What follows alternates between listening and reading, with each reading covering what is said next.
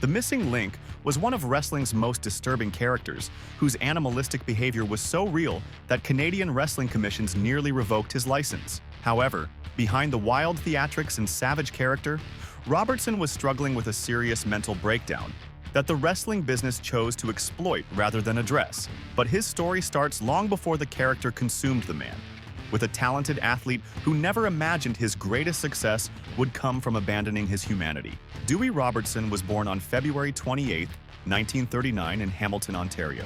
Dewey grew up in what was then West Hamilton during the 1950s. His childhood started normal enough for a working-class Canadian kid, but things got complicated when his father's drinking started getting worse. The arguments between his parents became a regular thing, and young Dewey found himself looking for ways to escape the tension at home. Like many kids dealing with family problems, he found comfort somewhere else, at his maternal grandmother's house. This is where wrestling first entered Robertson's life, though he didn't know it would shape his future. Every week, he and his grandmother would sit together watching pro wrestling broadcasts from the Chicago amphitheater. They watched legends like Gorgeous George put on incredible performances, complete with all the theatrics and drama that made wrestling so captivating. Picture this young boy, sitting with his grandmother, watching these larger-than-life characters on the small black-and-white TV screen. The seed was planted. But Robertson had no idea that wrestling would become his calling. At first, Robertson followed the typical path of a Canadian kid. He played hockey for the local Intermediate A team and showed real talent in amateur wrestling. He was determined to bulk up his physique, so he ate massive meals and did exercises to build himself up. He once won $70 in a caddy tournament, a fortune for a 10-year-old, showing his competitive drive. He was dedicated to sports, but he wasn't naturally gifted. He had to work harder than most kids just to keep up, but that work ethic would serve him well later. Everything changed when Robertson turned 19. Instead of sticking with conventional sports, he made a decision that would alter his entire life. He joined a bodybuilding and wrestling gym in Hamilton, run by former British Empire wrestling champion Al Spittles, who had wrestled under the name Al Hamilton. Robertson paid $10 a month to train 3 days a week, learning the basics of weightlifting to build strength, speed, and timing. Spittles took a liking to the young man and worked with him personally on these fundamentals. The training wasn't just about lifting weights. Robertson learned from other wrestlers at the gym, soaking up knowledge about the business. He was so inspired by what he was learning that he decided to leave hockey behind completely and focus on wrestling. This was a huge risk for a young man who could have had a decent career in conventional sports, but Robertson felt something different about wrestling. Robertson's early professional career was tough. He learned the ropes jobbing to legends like Gorilla Monsoon and Bruno Sammartino, understanding that losing was part of paying his dues. His work ethic caught Bruno's attention, who started giving Robertson matches at the Civic Arena and helped him get work on other wwehof cards. Mentor Jack Wentworth taught him to take bumps and apply holds safely, knowledge that paid off when he began winning matches in Toronto by mid-1967. In 1967, Robertson received an invitation from Frank Tunney to work in Maple Leaf Wrestling in Toronto, one of the cities drawing the biggest crowds in North America. This was a step up from his jobber days. He started finding real success, including a tag team win with Sweet Daddy Sicky against Fred Atkins and the Beast at Maple Leaf Gardens in Toronto on May 7, 1967. He scored his first singles victory against Joe Christie on June 11, 1967. These wins meant more exposure and better opportunities. Robertson's career really took off when he partnered with Whipper Billy Watson, a huge name in Canadian wrestling. Watson took Dewey on as his protege and tag team partner, which changed everything. Robertson claimed he made $8,000 in his first week as Watson's partner, a massive increase from his earlier earnings. This partnership established Robertson as a recognized name in wrestling circles across Canada. By the 1970s, Robertson had become exactly what he'd worked toward, a respected technical wrestler and regional champion. He had solid matches, reliable performances, and a growing fan base. But here's the thing about wrestling in that era. Technical skill alone wasn't enough anymore. The business was changing around him, and Robertson could feel it. Colorful characters were starting to dominate the spotlight, while technical wrestlers like him were getting pushed to the background. Robertson had achieved conventional success, but something was missing. The wrestling world was demanding bigger personalities, and his clean-cut image wasn't cutting it anymore. Robertson had reached a crossroads that would define the rest of his career. The early 1980s brought a harsh reality check for technical wrestlers like him. By 1980, stars like George Steele, who'd eat turnbuckles, and tag teams with face paint were capturing imaginations. Robertson knew technical skill wasn't enough. Andre the Giant was pulling massive crowds just by showing up. Meanwhile, Robertson was stuck in wrestling's middle tier, respected but not drawing the big money. Robertson had achieved conventional success, including a shot at the NWA US title in St. Louis against the Sheik in late 1969, which he lost by disqualification. But even those opportunities showed him hitting a plateau. He watched from the sidelines as wrestlers with less technical skill but more colorful gimmicks shot past him. These guys weren't better wrestlers than Robertson, but they understood something he was missing. Wrestling wasn't just about holds and moves anymore. It was about creating characters that fans would never forget. This shift hit Robertson hard. He'd spent years perfecting his craft, building a reputation as a solid technical wrestler. But solid wasn't cutting it anymore. Promoters wanted spectacle. They wanted wrestlers who could grab attention the moment they walked through the curtain. Robertson's clean-cut image and traditional wrestling style were becoming relics of an older era. He could feel himself becoming irrelevant, and that scared him more than any opponent ever had. The breaking point came during a trip to Dallas, Texas. Robertson had been thinking about making a change, but he wasn't sure what direction to go. He'd heard stories about wrestlers completely reinventing themselves and finding new success. A friend of his had wrestled in Dallas under the gimmick of the Mongol, and the experience had given Robertson an idea. He could create something completely different and abandon everything that made him successful to start over with a character nobody had ever seen before. Robertson started studying the most successful wrestling gimmicks of the era. He noticed that the biggest stars weren't just wrestlers, they were performers who created entire personas. They had distinctive looks, unique mannerisms, and backstories that made them memorable. The more outrageous the character, the more attention it seemed to get. Robertson realized that visual spectacle and unique characters were taking over the wrestling business, and he needed to adapt or get left behind. During his time in Dallas, Robertson met with Fritz von Erich, the owner of World Class Championship Wrestling. Von Erich told him there was no room in the territory, but that conversation planted a seed.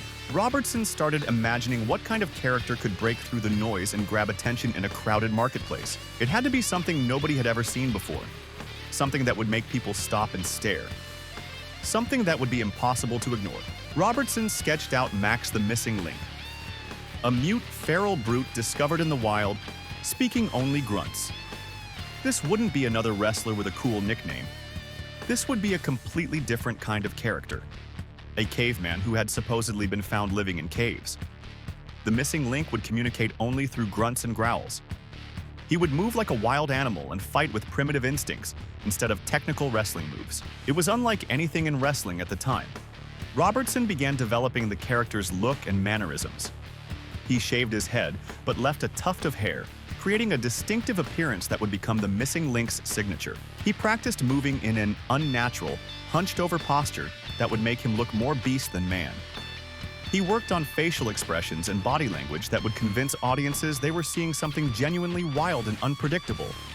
The backstory Robertson created was simple but effective. The missing link was a primitive man who had been found living in caves, completely cut off from civilization. He didn't understand modern society and could barely be controlled by wrestling promoters. This character would operate on pure instinct, making him dangerous and unpredictable. Robertson knew that if he could sell this character convincingly, it would set him apart from every other wrestler in the business. Abandoning his technical reputation meant risking a return to obscurity if the caveman gimmick failed. The wrestling business was evolving, and Robertson realized he had to evolve with it or risk becoming obsolete. Robertson committed fully to the transformation, not knowing that this decision would change his life forever. He was about to discover that bringing this primitive character to life would require more than just a costume and some face paint. The transformation became reality on July 29, 1983, in Houston, when Max the Missing Link made his wrestling debut. Robertson had shaved a bald crown, left tufts at sides, and painted bold green and blue patterns, an instantly unsettling look. The moment he walked through the curtain, fans knew they were seeing something completely different from any other wrestler. This wasn't just a costume or makeup. This was a complete transformation that went beyond anything wrestling had seen before. But Robertson quickly realized that looking scary wasn't enough. If he wanted people to believe the missing link was real, he had to become the character completely. This meant staying in character everywhere, in hotels, restaurants, airports, and backstage areas. Robertson made the decision to communicate only through grunts and growls, never speaking in public as the missing link. He avoided eye contact with people and moved with the hunched, animalistic posture he developed. This wasn't just acting for a few minutes in the ring. This was a 24/7 commitment to living as a primitive caveman. The physical transformation Robertson underwent was incredible to watch. He changed his entire posture, walking with a hunched back and keeping his head low like a wild animal. His facial expressions became completely different. His eyes would dart around nervously, and he'd make sudden jerky movements that seemed unpredictable. Robertson practiced moving like he was constantly ready to attack or defend himself, never fully relaxed or comfortable. His body language suggested someone who didn't understand modern civilization and operated purely on instinct. The missing link's wrestling style was unlike anything fans had ever seen. Instead of technical moves or classic wrestling holds, he fought like a savage. He would repeatedly slam his own head into the turnbuckles, creating loud crashes that echoed through the arena. He bit opponents during matches, using his teeth as weapons in ways that violated every rule of traditional wrestling. His movements were erratic and unpredictable. He might suddenly drop to all fours and crawl around the ring, or leap at his opponent with wild, clawing motions. These weren't polished wrestling moves. They were the actions of someone who fought to survive. Wrestling promoters were initially skeptical about the character. They'd seen plenty of gimmicks come and go, and many thought Robertson's caveman act was too over the top to work. But their doubts disappeared when they saw how audiences reacted. Fans were genuinely scared of the missing link. Children would hide behind their parents when he appeared. Adults would lean away from ringside when he got too close. The character was drawing reactions that went beyond normal wrestling heat. People were responding to him with genuine fear and fascination. Other wrestlers backstage weren't sure what to make of Robertson's commitment to the role. Buddy Roberts, who had known Robertson from his days in Canada, didn't recognize him when they first encountered each other. Roberts later described being genuinely frightened when the missing link grabbed the back of his hair and hissed at him. Even wrestlers who knew it was an act found themselves unsettled by Robertson's complete transformation. The line between performance and reality had become so blurred that nobody was entirely sure where Dewey Robertson ended and the missing link began. Wrestling commissions in the Mid-South Territory began questioning Robertson's mental state as his behavior became increasingly convincing. These concerns weren't entirely unfounded. Robertson's method-acting approach was so intense that it was becoming difficult to tell when he was performing and when he was genuinely struggling with the character.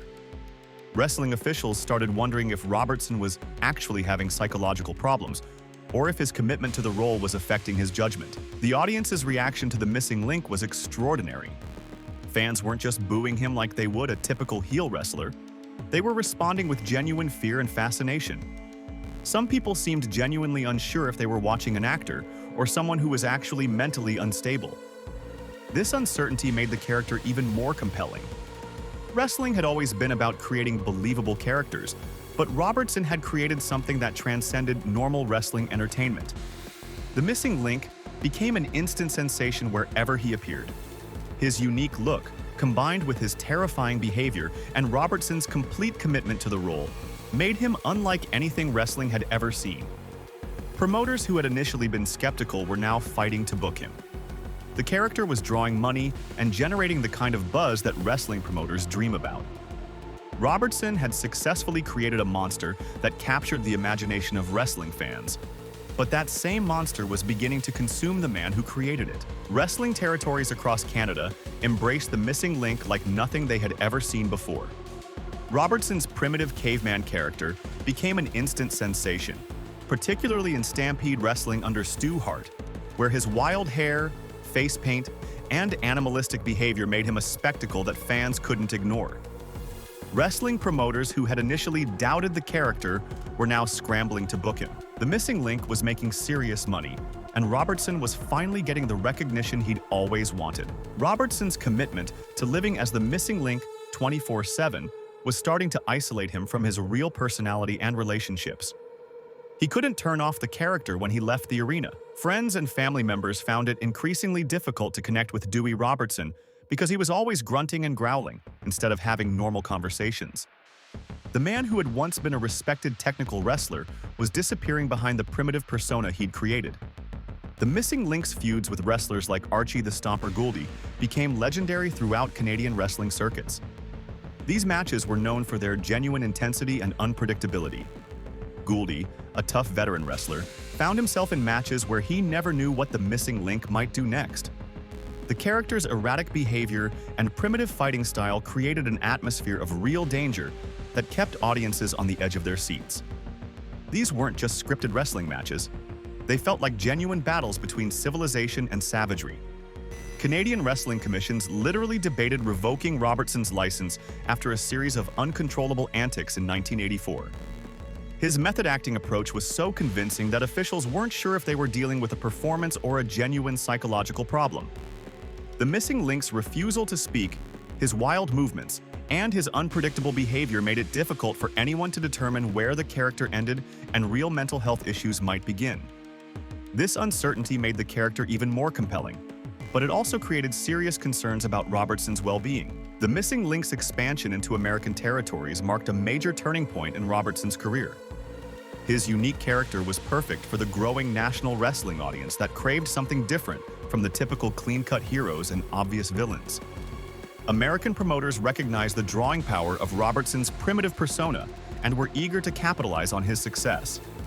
The character's visual impact and Robertson's complete commitment to the role made him a natural fit for television wrestling that was reaching larger audiences than ever before. Robertson's arrival in the WWF should have been the pinnacle of his career. His debut on May 20th, 1985 at Madison Square Garden saw him quickly defeating S.D. Jones in under 2 minutes, suggesting that the company recognized his potential as a major attraction. The national exposure and bigger paydays represented everything he'd worked toward since creating the Missing Link character. But despite this initial push, Robertson found himself struggling with the politics and personalities of wrestling's biggest promotion. Paired first with Heenan, then traded to Jimmy Hart, each misaligned with his wild persona, Robertson grew frustrated and left by November 1985. The Missing Link character that had made him a star in Canadian territories wasn't translating to the same level of success in the WWF's corporate environment. Robertson's expectations for his WWF run weren't being met, creating frustration that would eventually lead to his departure. The Missing Link's commitment to never-breaking character created ongoing challenges for Robertson's professional relationships. While fans appreciated the authenticity of his performance, other wrestlers and backstage personnel found it difficult to work with someone who refused to communicate normally. Robertson's dedication to staying in character made simple conversations and collaborative planning nearly impossible. This created friction with other wrestlers and promoters who needed to coordinate matches and storylines with someone who would only grunt and growl in response. Despite national exposure, behind-the-scenes friction and the demands of staying in character on MTV-like promos would push him away. The Missing Link had reached the peak of wrestling success, drawing crowds and generating the kind of buzz that wrestling promoters dream about. Robertson had achieved his goal of creating a character that stood out from every other wrestler in the business. But this success was coming at a cost that Robertson was only beginning to understand. The intense dedication required to maintain the Missing Link character was taking a severe toll that went far beyond professional frustrations. Robertson's body was paying the ultimate price for his commitment to authenticity. The Missing Link character wasn't just about looking scary. It required a completely reckless approach to wrestling that went against everything Robertson had learned about protecting himself in the ring. He systematically slammed his skull into metal turnbuckles and opponents, risking concussions and brain trauma every show. Night after night, Robertson would smash his head against metal and wood, absorbing impacts that would have knocked out most people. Every headbutt Robertson delivered meant absorbing the same impact himself. His skull was taking punishment that no human head was designed to handle, with repeated trauma causing damage that was accumulating with every match. The Missing Link's hunched posture created its own set of physical problems that would affect Robertson for the rest of his life. He had to maintain an unnatural, bent-over stance that put tremendous stress on his spine and neck throughout entire matches, sometimes lasting 20 or 30 minutes. The constant hunching compressed his vertebrae and strained the muscles in his back and neck. Over time, this unnatural positioning was causing permanent spinal damage that doctors later linked to his lasting health issues. Robertson's wild, erratic movements as the missing link were another source of physical trauma. The character required sudden, jerky motions that didn't follow normal wrestling patterns. He would drop to all fours without warning, leap at opponents with reckless abandon, and thrash around the ring like a wild animal. These movements put stress on joints and muscles in ways that proper wrestling technique was designed to avoid. Robertson was essentially fighting against his own body's natural mechanics every time he stepped into the ring as the missing link. The character's aggressive style extended beyond just looking wild. Robertson would bite opponents during matches, using his teeth as weapons in ways that violated every rule of safe wrestling. This wasn't just theater. Robertson was actually biting people hard enough to leave marks and sometimes draw blood. The biting put stress on his jaw and teeth, while also risking infection and other health problems. But Robertson felt he had to make these attacks look real, even if it meant causing actual harm to himself and his opponents. Robertson's dedication to the missing link character meant he often wrestled through injuries that would have sidelined other wrestlers. He couldn't afford to break character by showing pain or weakness, so he pushed through problems that should have been treated immediately. This meant minor injuries became major problems, and major injuries became potentially career-ending issues. Robertson was trapped by his own creation. The missing link couldn't show vulnerability, so Dewey Robertson had to suffer in silence. By the mid-1980s, he was using steroids, marijuana, and alcohol as pain relief, substances that masked injuries but deepened health risks. The drugs and alcohol were allowing him to continue wrestling when his body was telling him to stop. This created a dangerous cycle where Robertson couldn't feel how badly he was hurting himself. The substances were masking the pain from his injuries while creating new health problems that would compound over time. The physical demands of the character started affecting Robertson's ability to perform other wrestling styles. His years of technical wrestling training were being overwritten by the primitive, reckless movements the missing link required. Robertson found it increasingly difficult to execute clean wrestling holds and moves.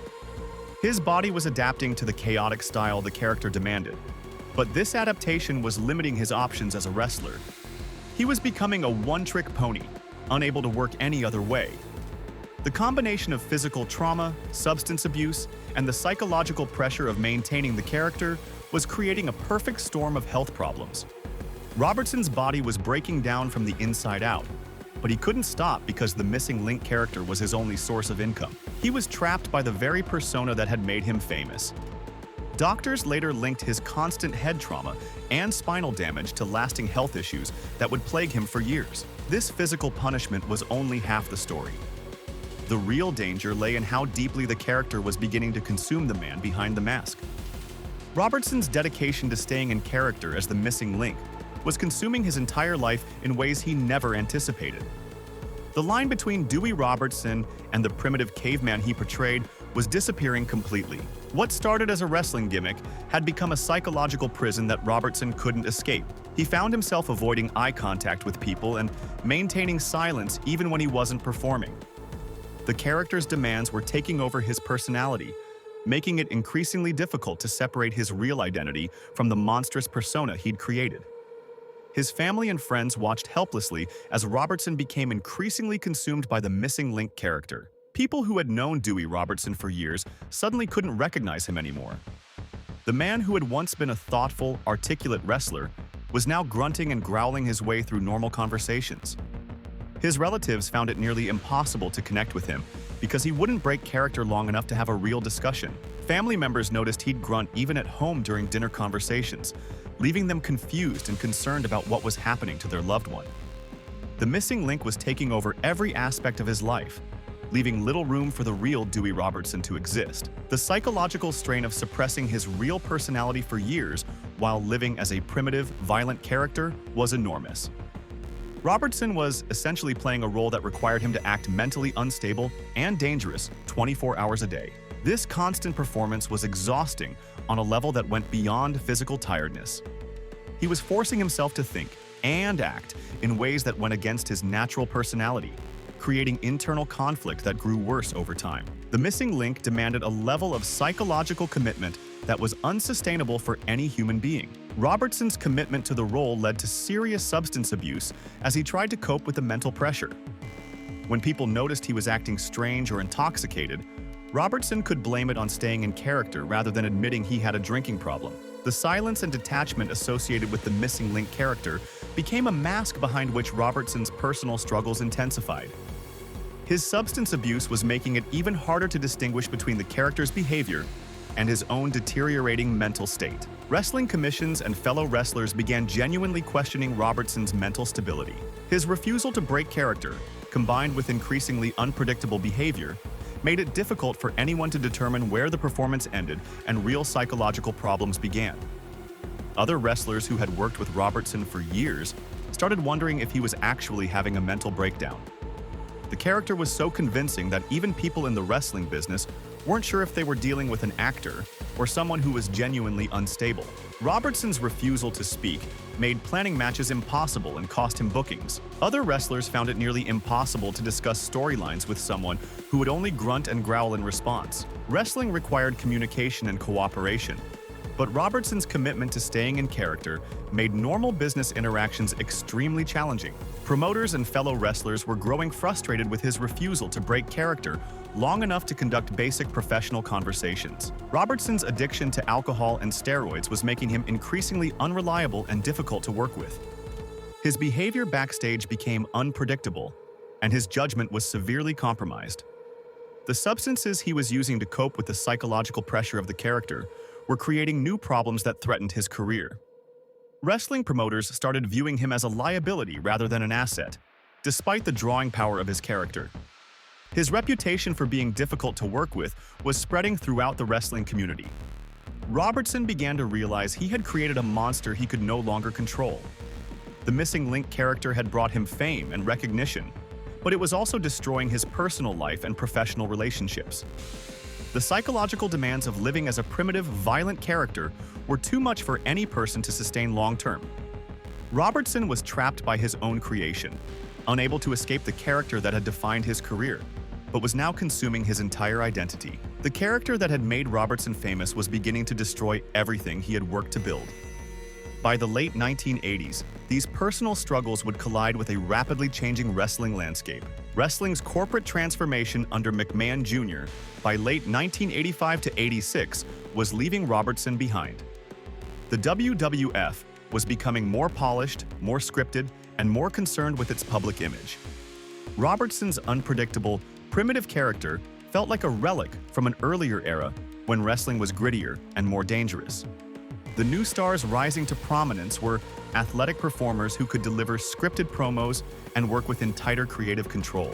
Robertson's backstage reputation was destroying his career opportunities. His struggles with addiction and erratic behavior had made him difficult to work with, and word was spreading throughout the wrestling community. Promoters who had once fought to book the missing link were now hesitant to take a chance on Robertson. His reliability was questionable, and his substance abuse problems made him a liability. Wrestling was still a business, and business owners couldn't afford to deal with performers who might not show up or who might cause problems during shows. By 1988, he was forced out due to bankrupt finances and poor health, highlighting that his WWF exit wasn't voluntary but driven by backstage unreliability. The addiction issues that had started in the 1970s were now completely out of control. Robertson was using drugs and alcohol to cope with the psychological pressure of maintaining the missing link character. But these substances were making everything worse. His judgment was impaired, his behavior was unpredictable, and his professional relationships were suffering. Robertson tried desperately to move away from the missing link character and return to conventional wrestling. He wanted to go back to being the respected technical wrestler he had been before creating his monster persona. But the wrestling world had moved on without him. The industry was evolving toward more athletic-based characters, and Robertson found himself stuck between two worlds. He couldn't go back to his old style because the business had changed, and he couldn't continue with the missing link because it was destroying his life. When he tried to wrestle as Dewey Robertson again, audiences didn't respond the same way. The missing link had become so associated with his identity that separating himself from it seemed impossible. He was trapped by his own creation, unable to escape the character that had brought him fame, but was now preventing him from adapting to the changing business. Promoters saw him as a one-trick pony who could only work as the missing link. The drop to independent promotions marked another devastating pivot point in Robertson's decline. Smaller wrestling promotions became his only option, but even there, his reputation preceded him. Independent promoters had heard about his backstage problems and were reluctant to book him.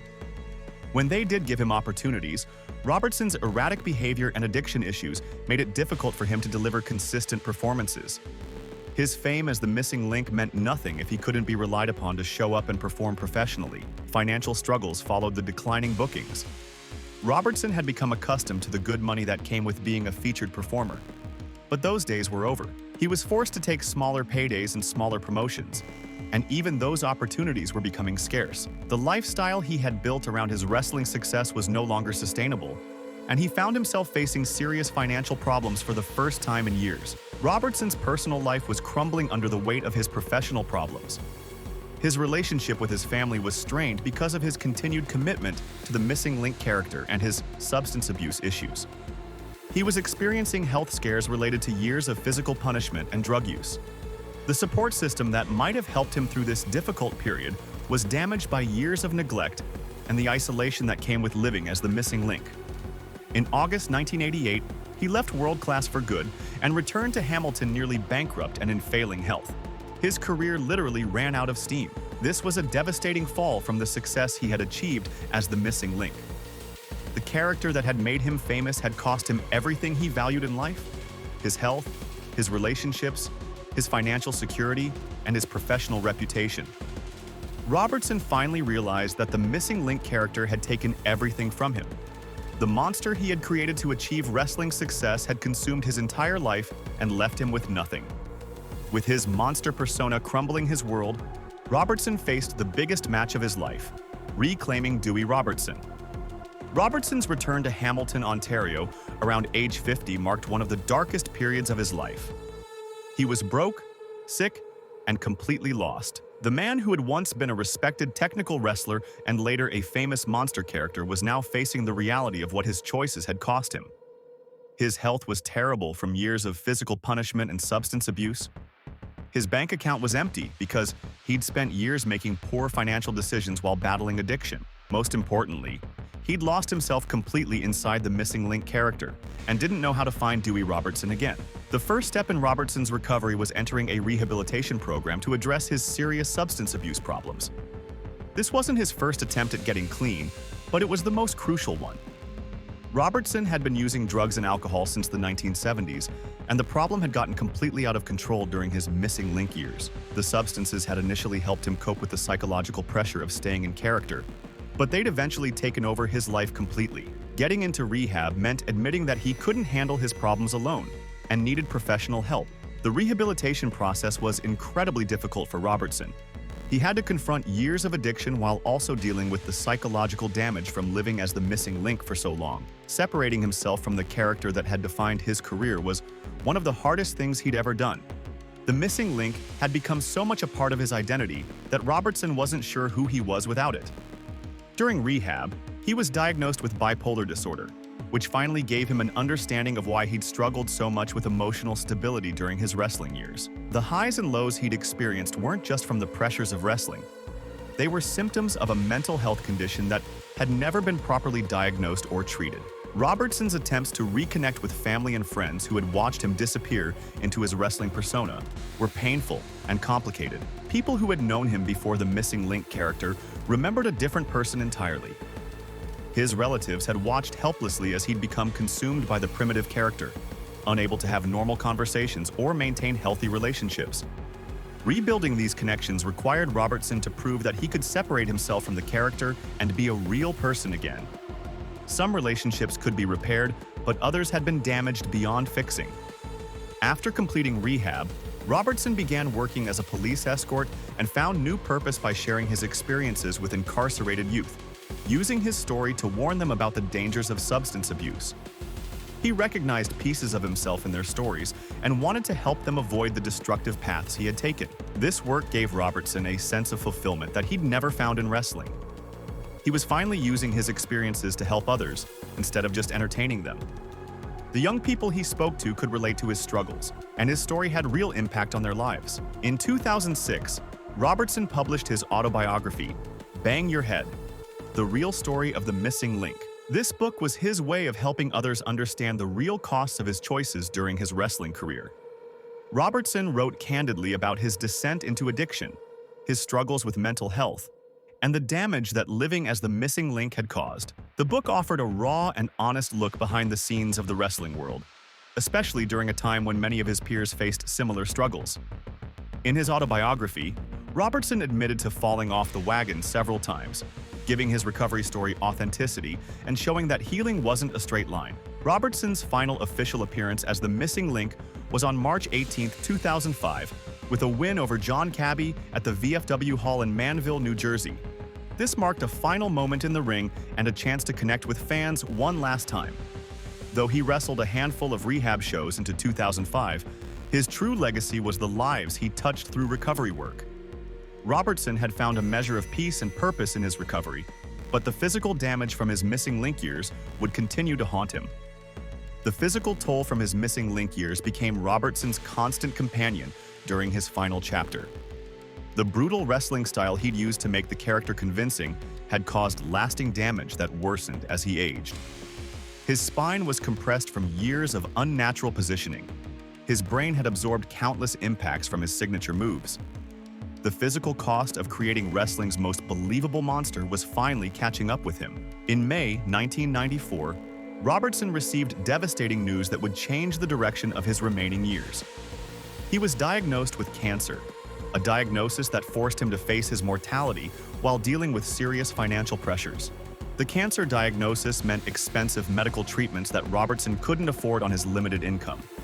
Despite his efforts to move away from wrestling and rebuild his life, he found himself forced back into the ring to earn money for his medical bills. To pay mounting medical bills, he wrestled sparsely for small indie shows, each appearance reminding him of the body he'd destroyed. These weren't glamorous shows or big paydays. They were small venues with limited audiences, but they provided the money Robertson needed to continue his cancer treatment. The financial gains were often insufficient to cover his medical and travel expenses, creating a constant struggle to make ends meet. The missing link character that had once made him famous was now his only reliable source of income during his battle with cancer. Robertson's personal life during these final years was marked by significant struggles that went beyond his health problems. The personal tragedies in his final years included a suicide attempt, showing how desperate his situation had become. His wife Sunshine eventually made the difficult decision to leave him after the attempt. Unable to continue dealing with the ongoing challenges of Robertson's health issues and the lingering effects of his wrestling career. These personal losses compounded the emotional and psychological toll of his health issues and financial difficulties. Even while dealing with his own ongoing struggles, Robertson continued his efforts to help other wrestlers who were facing similar challenges. He understood the unique pressures and temptations that came with the wrestling lifestyle, and he wanted to use his experiences to help others avoid the same mistakes. His work with incarcerated youth continued, and he remained committed to sharing his story as a cautionary tale about the dangers of substance abuse and losing yourself in a character. This work gave Robertson a sense of purpose during his darkest moments. His last official ring appearance was March 18, 2005 in New Jersey, where he defeated John Cabby. It was a fitting end to a career that had been defined by the character that both made him famous and cost him so much. The performance showed that even in his declining health, Robertson could still capture the essence of the missing link when he needed to. Robertson's cancer returned in 2007 and had spread to his lungs, making his situation much more serious. The disease was progressing rapidly, and Robertson knew he was running out of time. His body, already weakened by years of wrestling punishment and substance abuse, couldn't handle the aggressive cancer treatment. The combination of his wrestling career's physical toll and the advancing cancer was too much for his damaged body to overcome. Robertson died on August 16, 2007, in his hometown of Hamilton, Ontario, at age 68. His passing marked the end of one of wrestling's most unique and tragic careers. The physical and mental toll of his wrestling career had contributed significantly to his decline, showing how the character that made him famous had ultimately cost him everything. In the end, the man who built a monster returned to being a human, fighting his toughest enemy: time. Robertson's legacy stands as wrestling's most complex cautionary tale. His transformation into the missing link represents both the ultimate triumph and tragedy of wrestling's golden age. A man so committed to his craft that he literally became the monster he created. Robertson's story teaches us that the greatest performance can also become a prison when identity blurs with illusion. His story reminds us that behind every larger-than-life wrestling character is a real person making real sacrifices, and sometimes those sacrifices are greater than anyone should have to pay. Like and subscribe for 100 Years of Luck. Until next time.